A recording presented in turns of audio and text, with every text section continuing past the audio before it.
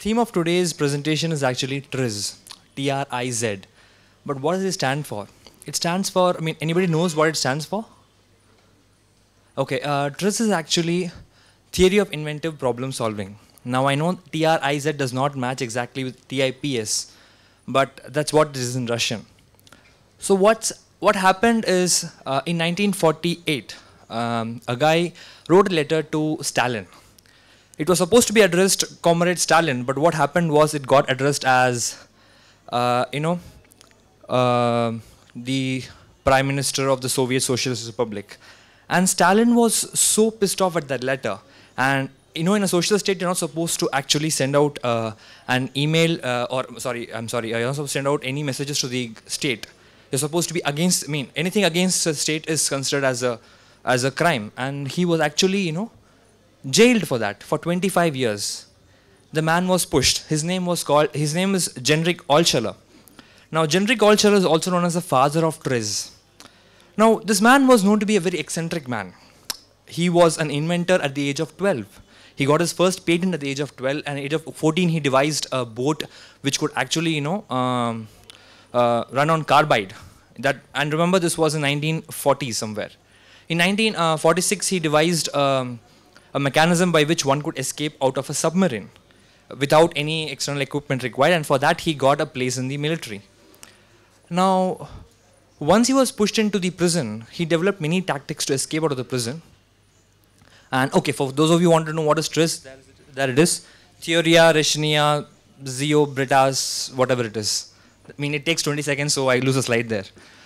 Anyway, and what he believed was that, before his time, inventions were thought to be in your blood. You're supposed to be inventing something. If you invented something, it was supposed to be in your blood. But this man said, no, invention is not like that. Invention is something that it comes within you. If you have the proper tools, you can break it. And if you know certain principles, you can invent. Anybody can invent. What he found out was he took 200,000 patents and he cut them down to 40,000 patents. And he realized that only 1% of these were actual discoveries, something really awesome.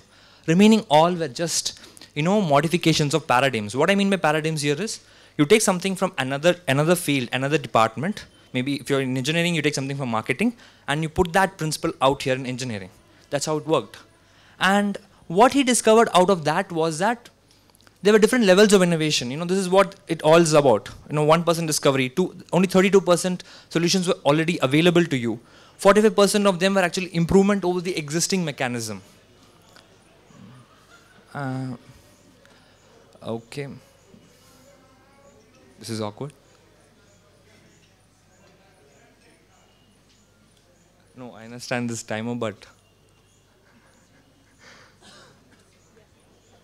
Yeah. So what he did was, he didn't classify the problems according to the industry. Rather, he classified the problems according to the nature of the problem.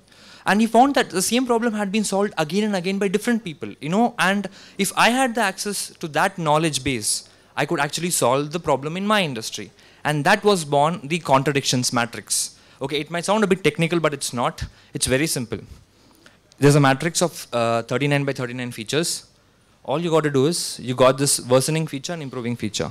Just check whatever feature that you want to improve. For example, you want to improve the area of a stationary object. You find that area of stationary object is actually affecting the force. You're supposed to use principles 1, 18, 35, and 36. Now, what does it actually mean? What are the principles 1, what are principles 18? What is all this nonsense that's going on here? Actually, Altshuller was a very intelligent man.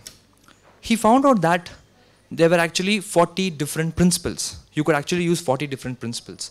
And each one of these principles was distinct in its own nature. Some of them were usage of, alternative materials. Some of them were usage of, I should say, there you go. Some of them were segmentation, anti-weight. Some of it was color changes. Some of it was thermal expansion, dynamics. It all sounds very manufacturing, I know, but actually you could use them, and I'm going to show you examples of how you can use them. Now, a perfect example for principle 18, dynamism. This is a new phone by Nokia called Nokia Flex. Now the user can actually flex the phone. And depending on the direction of flexing, you could actually move the images up and down. You can play games. Okay, now in business, the principle of anti-weight. What does it say? It compensates for the weight, merge it with other objects that provide lift. So what happens in mergers is that you usually, you take the advantage of the other system's most powerful feature. For example, its marketing system, or maybe it's, its source funds. Sometimes companies increase their flagging sales by making connections with other rising products. Principle number 26, copying in educational institutions. Okay, I'm sorry for the pun. Instead of using like expensive library books, you could use Xerox copies. You can actually benchmark your competitors, see what they are doing, copy the same stuff in your schools. You can borrow 3D images from museums. Principle number 27, use cheap short-living objects. For example, if it's used in marketing, how could you use? Replace an expensive object or system.